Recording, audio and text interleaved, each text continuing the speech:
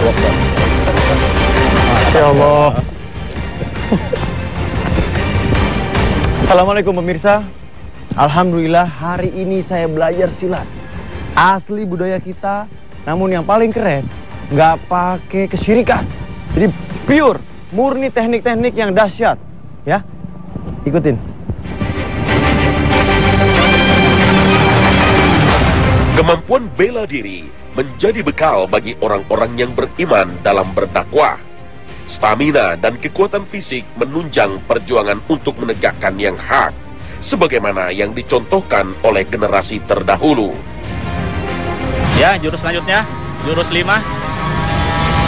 Kanan. Kanan, ya, ganti. Kiri, ganti. Ganti. Kiri. Kanan. Assalamualaikum. Waalaikumsalam, Masya Allah. Apa kabar Ustaz? Alhamdulillah. Gimana? Alhamdulillah, Sehat? baik, Alhamdulillah. Antum gimana, sehat? Alhamdulillah sehat. Masya Allah, Ustaz, ini ngomong-ngomong antum lagi ngapain, Ustaz? Ini kawan-kawan dari Gerasaka. Lagi belajar nih, Ani. Antum belajar? Belajar. Masih sempet, Tat? Bukannya antum sibuk kajian, ruqyah? Sibuk, tapi harus disempet-sempetin deh. Kenapa? Sampai harus menyempatkan ini, Tat? Kita emang kadang-kadang harus nyempetin waktu untuk olahraga. Apalagi ini bela diri. Ya. Rasulullah udah ngajarin kan? Wa'idu lahum mastata'tum minal quwwah. Persiapkan dari kalian untuk mereka, menghadapi mereka musuh-musuh Allah dari kekuatan. Oh, jadi selain ilmu syar'i yang kita pelajari, kita juga harus kuat juga untuk dari olahraga, Tat, ya? Pas banget. Masya Jadi, Allah. ruhiyah bagus, karena akidah bagus. Ya. Badaniyah juga harus kuat. Ini yang Rasulullah perintahkan. Tapi, Tat, afwan nih, Tat, ya? Tapi insya Allah bela diri ini aman nggak, Tat? Nah itu dia, Aneh udah mulai cari-cari, mulai neliti. Insya Allah ini aman. Nggak, maksud Ana yang antum tahu kan, kalau misalnya ada ritual-ritual atau itu apa? dia. Banyak orang bela diri, tapi kadang-kadang suka kejebak. Dia tahu-tahu belajar ilmu-ilmu yang ternyata bekerja sama setan. Nah itu dia, Tat. Nah ini dia. Tapi ini insya Allah Aneh udah teliti. Udah teliti ya? Aman insya Allah. Alhamdulillah. Masya Allah. Antum, kita latihan aja deh. Gini, Ana gini aja, Tat. Aneh juga begini. Oh gitu? Ya. Boleh ya, Tat, ya? Boleh. Ayo. Ana sini, Ana sini. Oke, baik. Gimana, Tat? Nih Pak Guru, Gini? boleh diajarin dulu? Oh, baik. Gimana nih? Bang, kita dulu. Ya. Samping. Selanjutnya, Ini bongkar.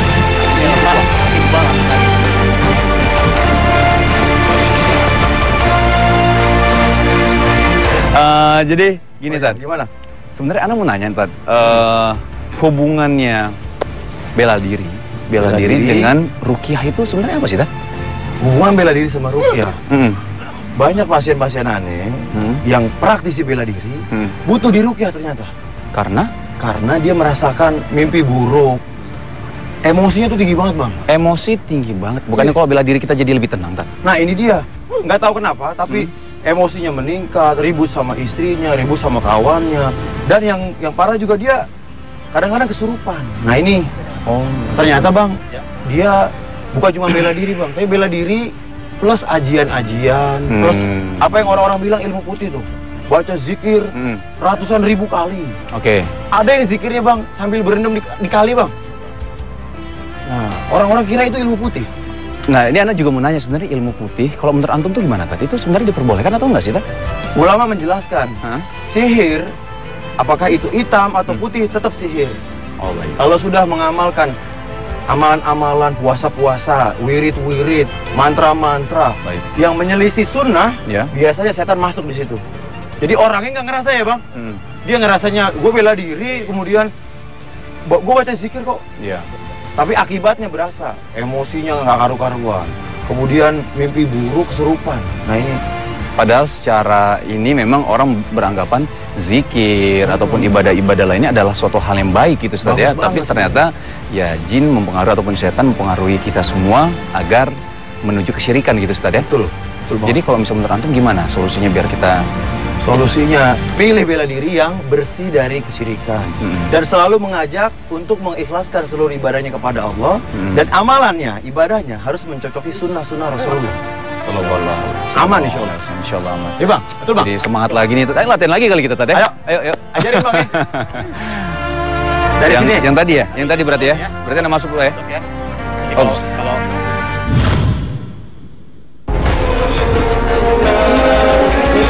Peruqyah praktisi Kanuragan biasa dihadapi oleh Ustaz Adam.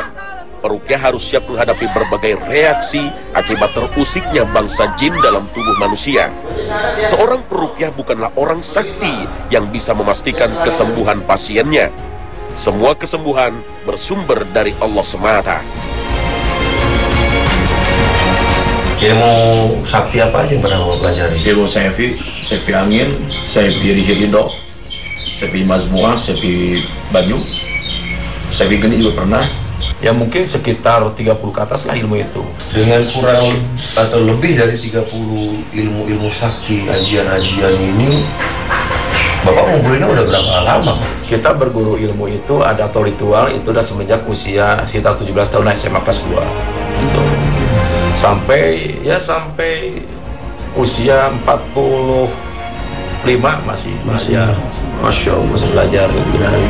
Nah itu seperti ilmu sepi itu kan ritualnya adalah puasa 7 hari sampai dengan 41 hari di tengah kuburan, di tempat terpencil. Puasanya dari muti sampai kepada puasa yang tidak bernyawa, sampai puasa tidak makan dan tidak minum. Puasa nggak bernyawa sih. Dalam arti tidak memakan yang bernyawa, seperti ikan, daging, telur yang berasal daripada makhluk hidup yang bernyawa, kecuali dari tumbuh-tumbuhan, vegetarian lah istilahnya begitu. Nah itu, nah kemudian yang paling menyesatkan mungkin ya itu mungkin bisa dikatakan sepi angin kan dari kiai itu waktu itu. Yang paling menyesatkan adalah ilmu setan kober. Karena memang reaksinya setan kober itu sesuai dengan namanya setan kober itu kan setan. Jadi sesuai dengan namanya setan kober juga adalah untuk kasihan. Jadi adalah untuk menarik lawan jenis. Tanpa kita baca, asal mereka melihat mata kita atau kita melihat, ketika kita mau, mereka mau. Nah, itu yang paling berbahaya. Ruqyah adalah doa untuk memohon kesembuhan dari Allah Azza wa Jalla. Dalam ruqyah harus diawali dengan pertobatan. Ustaz Adam biasanya mengajak pasiennya untuk mengingat dosa-dosanya, terutama dosa syirik, lalu memohon ampunan kepada Allah. Syahadat.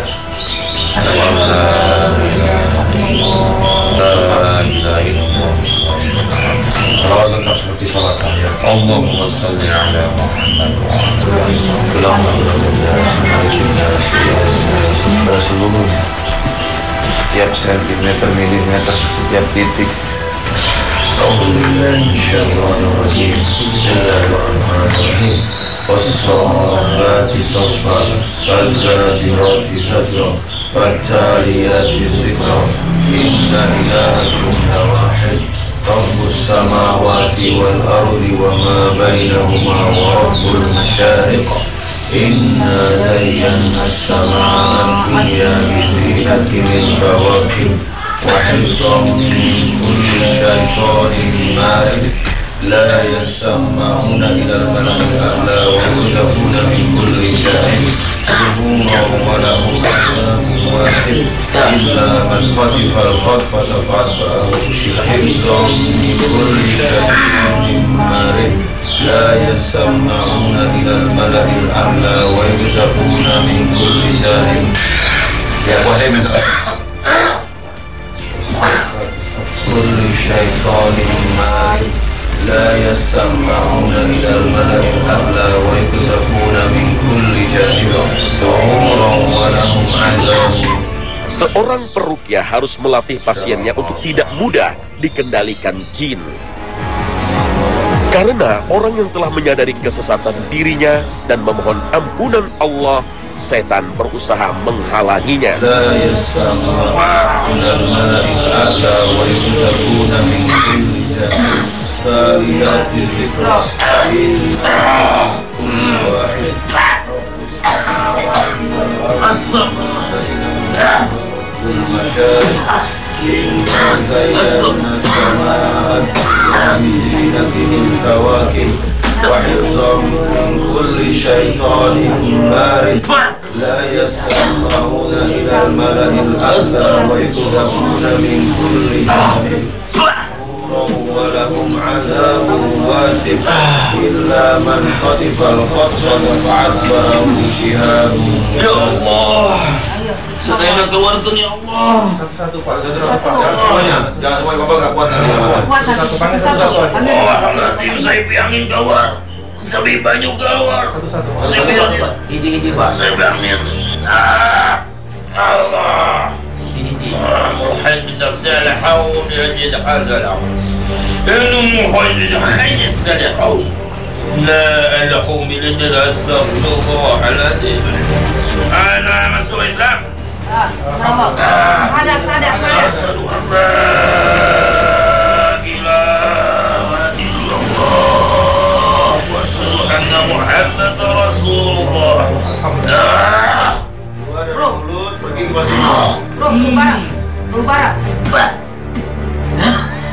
Astagfirullah. Ini saya Pak, ini saya.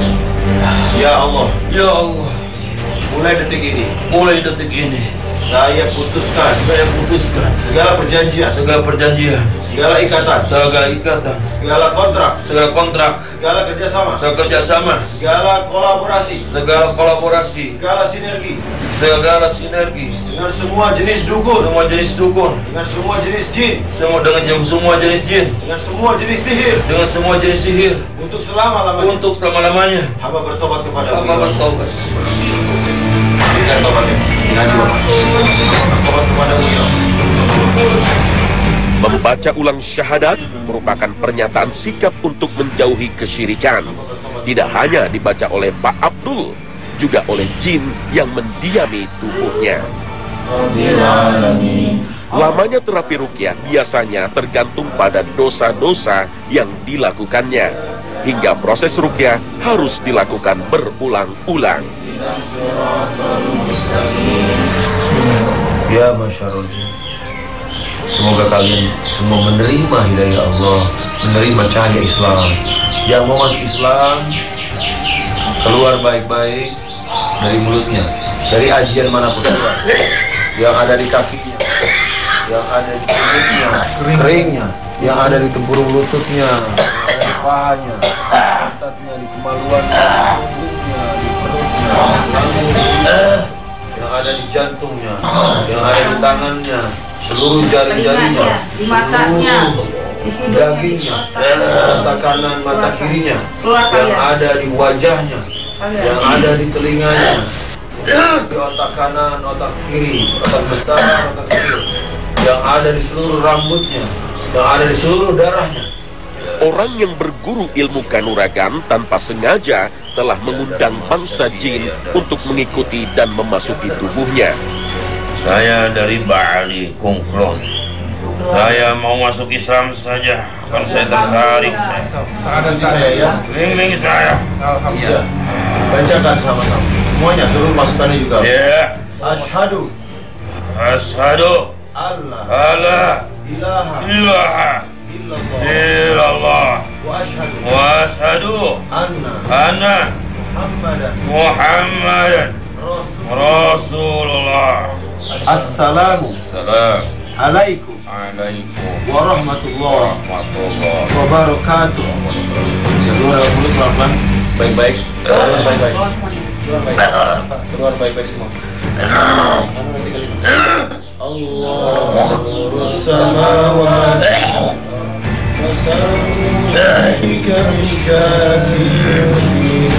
Jin adalah makhluk gaib, bisa keluar lewat pintu yang tidak kita ketahui. Rasulullah pernah meruqyah seorang anak yang terkena penyakit gila. Kemudian anak itu muntah, yang pertanda jinnya telah keluar. Nurun ala nur, yahdillahu li nurihi ma yasha wa yadribullahu al-amsal lin-nas. Allahu bi kulli syai'in. Si Kalung aing. Si Kalung teh anakna Mahmud aing.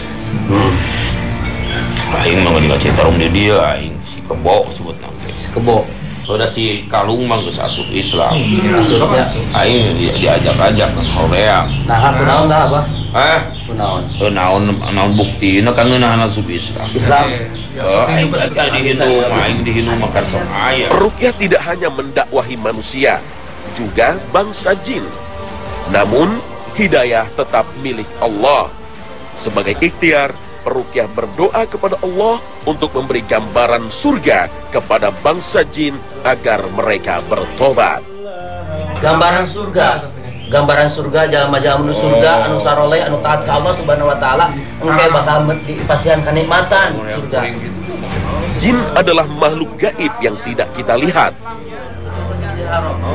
Apa yang dilakukan peruqyah semata-mata ikhtiar dengan berharap pertolongan dari Allah. Proses ruqyah juga dilakukan dengan minum air yang sebelumnya telah dibacakan ayat suci Al-Quran. Dan diantara tanda-tanda kekuasaannya ialah Dia menciptakan untukmu istri-istri dari jenismu sendiri.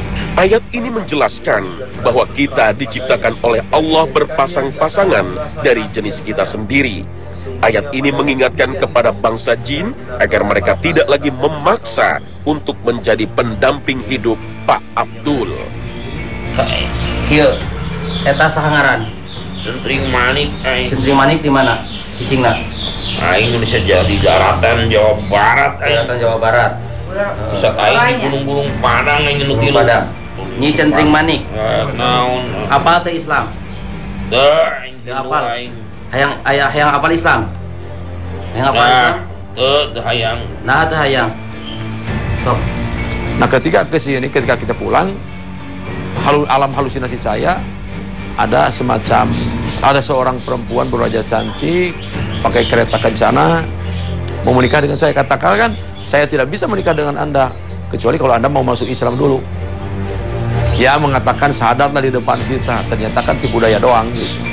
Cuman isinya dampaknya adalah kita seolah-olah hidup di dua alam. Misalkan ketika kita bersama dengan istri, saya merasakan dengan dia, janjinya ketika saya menikahi dia, janjinya akan memberikan uang atau 3 peti lah, sekitar, saya tanyakan berapa, itu katanya adalah 100 miliaran. Oke lah kata saya, karena memang saya berencana untuk membangun sarana pendidikan seperti pesantren dan lainnya gitu kan. Saya tanyakan apa syaratnya, ya, apa syaratnya untuk mendohirkan gitu kan, untuk mendohirkan ke alam manusia. Nah, dan ternyata setelah tanyakan kepada syaratnya adalah dia mengatakan cukup dengan ayam merah dan ayam putih yang disembelih dan darahnya untuk dia itu. Nah, setelah itu saya kan keraguan, bagaimanapun mungkin di dalam hati saya masih ada hidayah dari Allah. Kalau ini sampai disembelih, maka yang menjadi korban adalah anak dan istri kamu. Tugas peruqyah harus menjelaskan tentang Islam kepada bangsa jin. Mungkin saja mereka belum mendapat sentuhan dakwah, atau mereka mungkin saja berpura-pura. Wallahu a'lam. Engke bakal menang ti golongan maneh nu leuwih ganteng, nu leuwih saleh, leuwih kasep lamun lepas, ya Allah lepaskan talina. Aing meneh nu bak ngode kieu tah, lepaskeun talina. Ternyata tidak hanya satu jin yang menjadi istri gaib Pak Abdul. Khadijah. Aina. Aina fil Baghdad. Baghdad. Zaja Abdul Mu'min Syihab. Alina antiru sa? Sa, betul khair. خلاص روح إن شاء الله. أنا مسلم. الحمد لله. فضل روح. روح نقدم الصلوات. خديجة أنا قال في أنت صح؟ هنا أنت ما في جوز في Abdul ada apa? في عبد الله ما خلاص؟ المؤمن. ما في جوز ثاني خلاص؟ أنت في روح بهداد خلاص؟ نعم. أنا في طلاق ما في طلاق لا. إخلاص روح.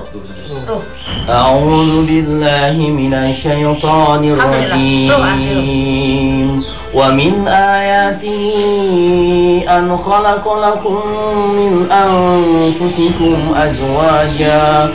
Nah, Siti Khadijah itu ketika kita mengadakan semacam ritual, atau bukan ritual ya, zikir sholawat ya, Nah, datangnya lewat mimpi. Ketika mencapai udah 40 hari, datanglah ini wanita ini dalam impian sangat cantik gitu. Mengatakan bahwa ismi atau ana zauji anta gitu kan. Jadi bahwa saya ini adalah istri kamu. Itu. Kata saya, kapan nikahnya? Ya kamu dengan membacakan ayat-ayat itu, doa-doa itu berarti kamu telah menikahi saya. Itu. Jadi dia itu adalah khodam daripada salawat Allahumma sholli ala sayyidina Muhammadin qad daqat ila ti'adiknya Rasulullah. Ketika saya tanyakan kepada guru yang memberinya, mungkin saja iya. Maka waktu itu juga saya hentikan bacanya, nggak dilanjutkan lagi karena saya takut. Pak Abdul mengenal Ruqyah awalnya karena putrinya jadi korban ilmu kanuragan yang digelutinya. Anaknya sering melamun dan menderita halusinasi. Sejak itulah dia mencari pengobatan Ruqyah. Meskipun usahanya selalu dihalang-halangi setan. Ilmu-ilmu syirik selalu berdampak pada keharmonisan keluarga. Istri dan anak akan menjadi korban. Mereka tidak hanya diganggu secara fisik, juga kesehatannya.